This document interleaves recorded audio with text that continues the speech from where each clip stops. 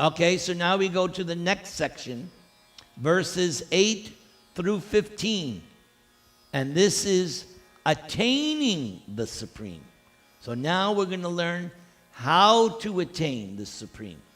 Yes, sir? Yes.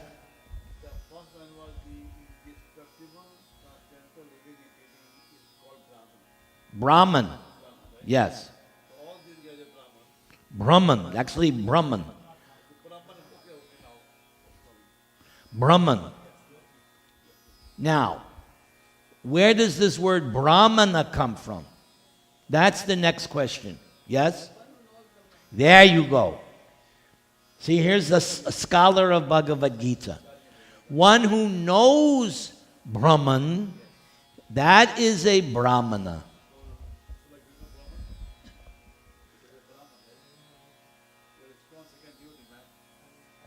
Yes?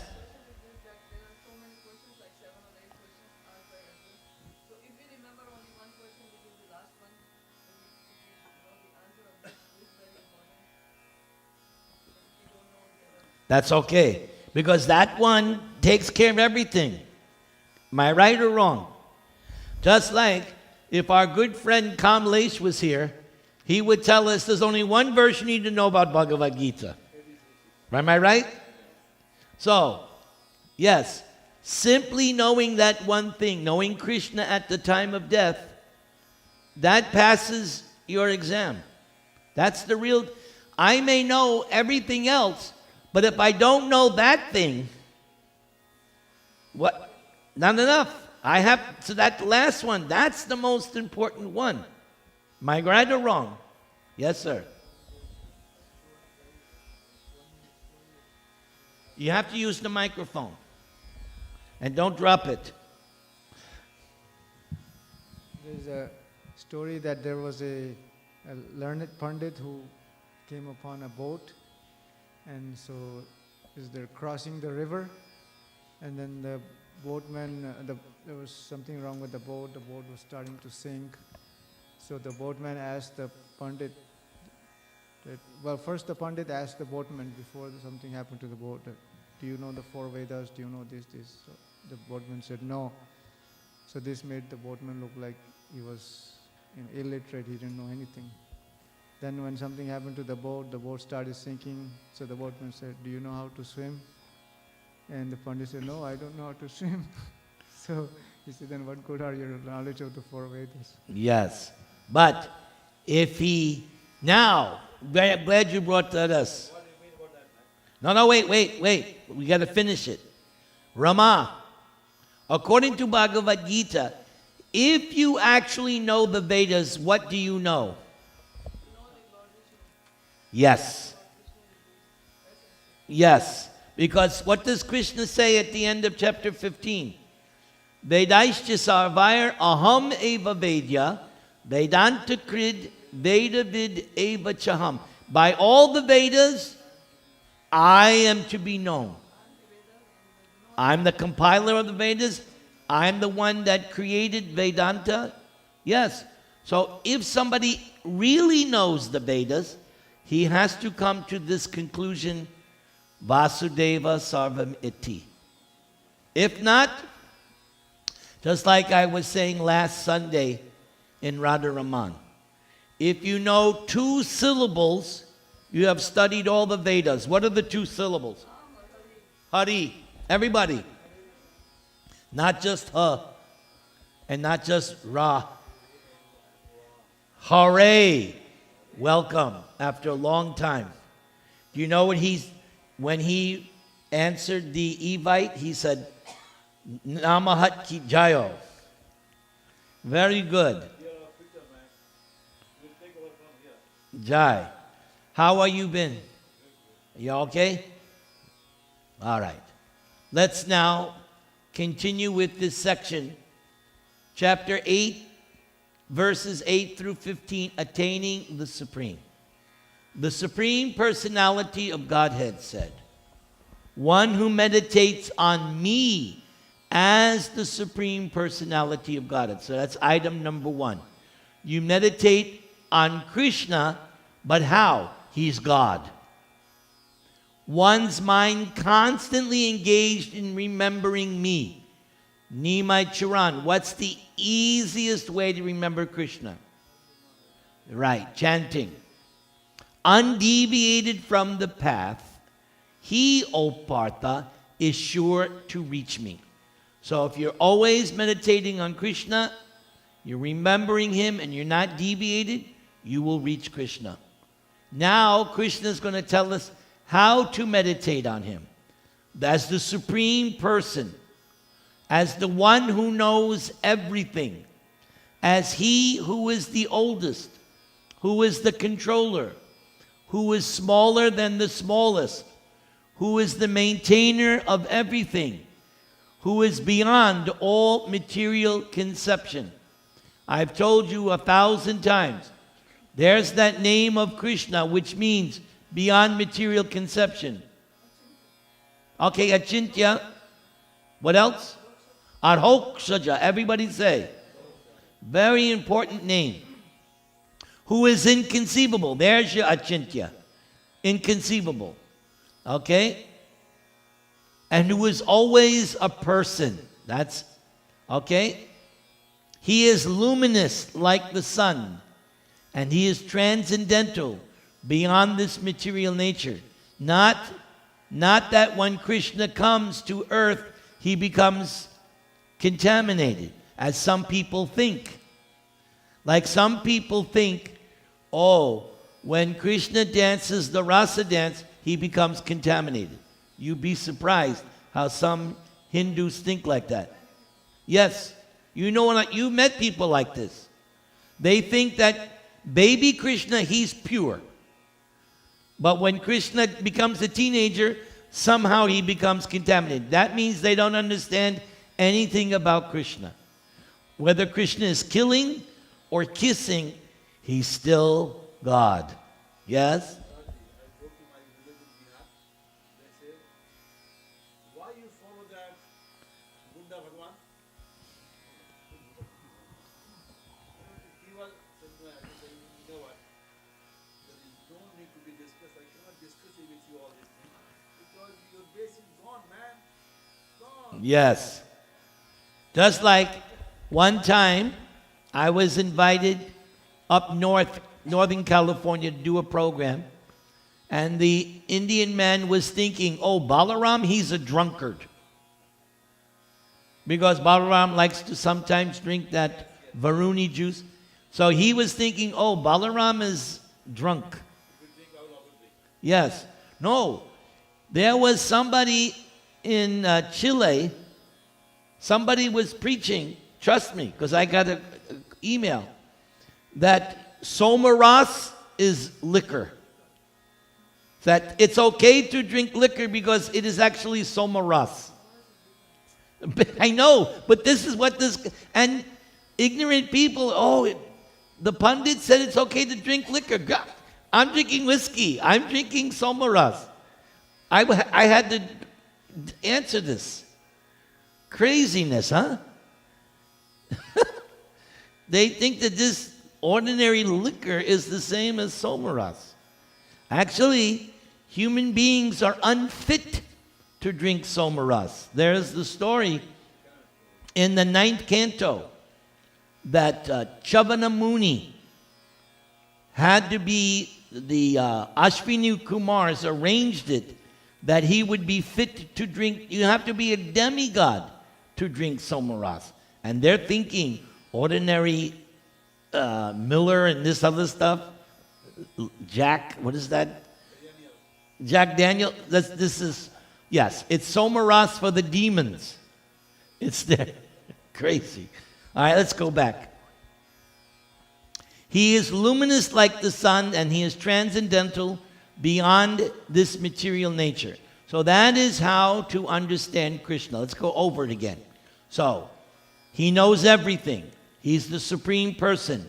He is the oldest. He is the controller, smaller than the smallest. He is the maintainer, beyond material conception, inconceivable, always a person, luminous, transcendental beyond material nature. That is proper understanding of God. If one's understanding of God is missing, then one's understanding of God is imperfect. Here is perfect understanding of what is God.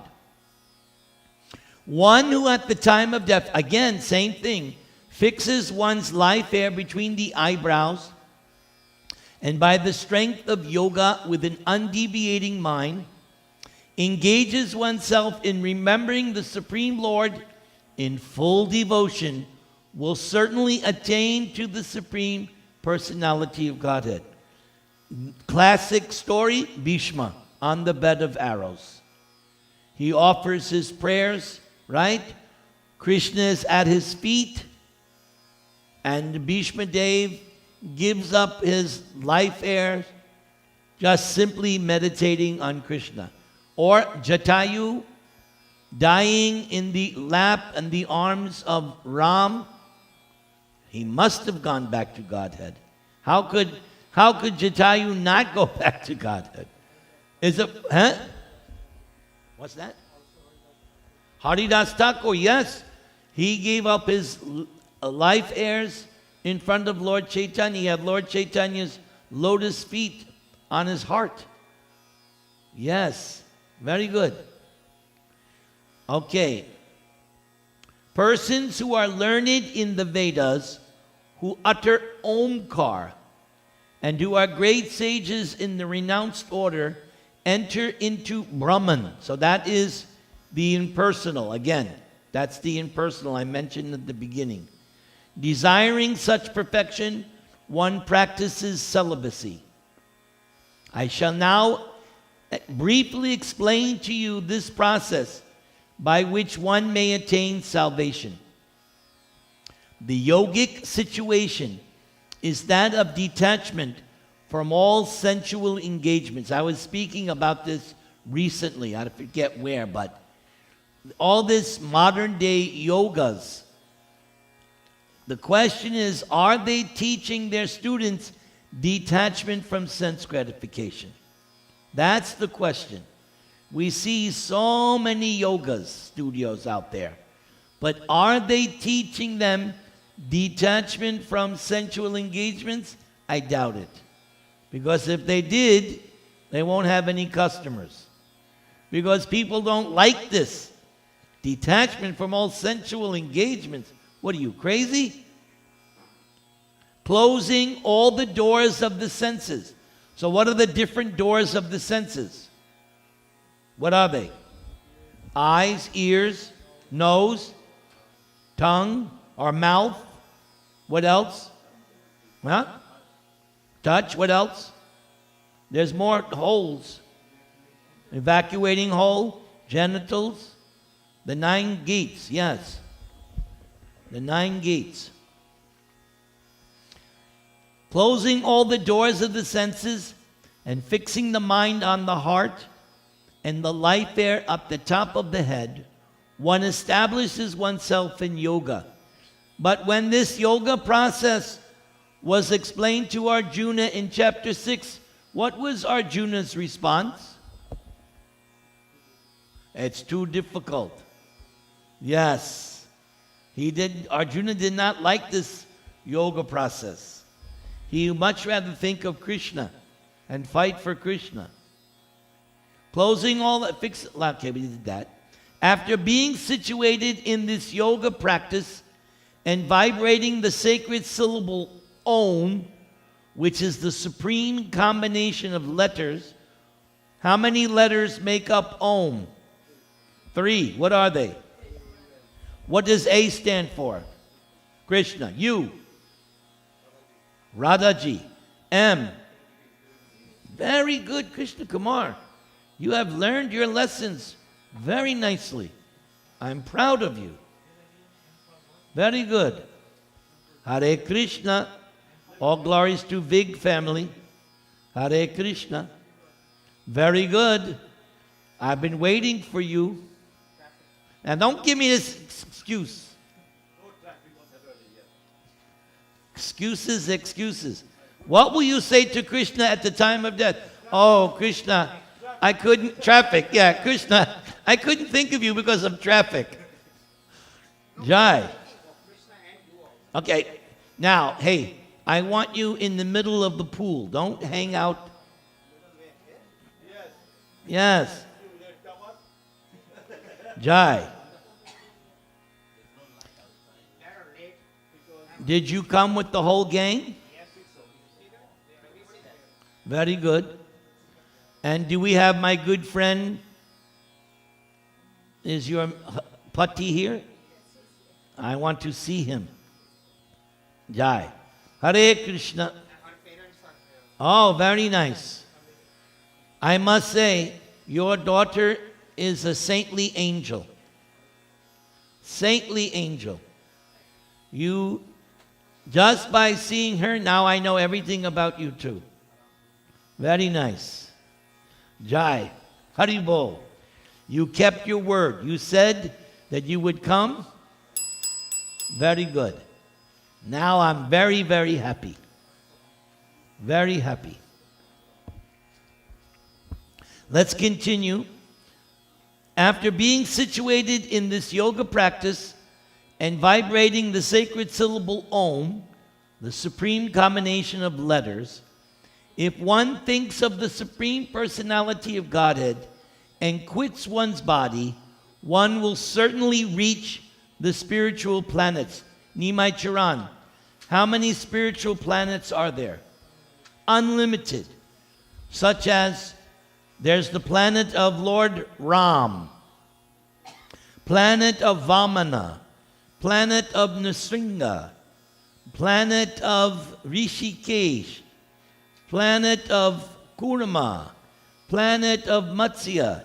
Each Vishnu avatar has his planet. What planet do we want to go to? Whose planet? Krishna.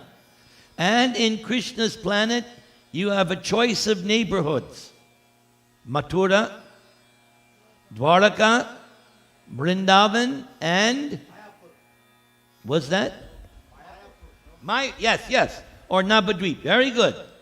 Excellent. Now, the thing about Navadvip, you can be in two at the same time. You can be simultaneously in Vrindavan and simultaneously in Navadvip. How is that? We'll have to go and see. We'll have to go and see. But we want to go to, now who wants to go to Vrindavan? Very good. You're in the right club. Jai. Very nice.